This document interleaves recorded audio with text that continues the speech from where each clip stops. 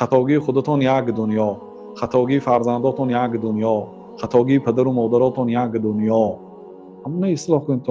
الله تعالی شما از خطاگی البانی و ابو حنیفه و بخاری و ابن تیمیه و نمیپرسد آنها چی خطا کردن کنی فلانی اینجاش اینجی نیست. خیلی شما از خطاگی خودتون پرسیده میشه و ما به اون درجه نرسیدید که خطاگی علما را یابید. مثلا در وقتی فتوا گفته میشد این فلانی ها در همین فکر رفتن، الله همه آنها را رحمت کند، فلانی ها این فکر را گفتن، الله اینها را هم رحمت کند. لیکن در نظر بنده فکر اینها به حقیقت نزدیک است، لیکن با همراهی آداب و اخلاق و ترحم و جهت مخالف.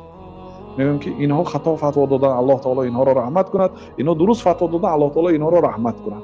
در دو حالت آنها سزاوار دعای نیک هستند. لا یذکرون الا بالجمیل، فقط با نیکی ذکر کرده میشن.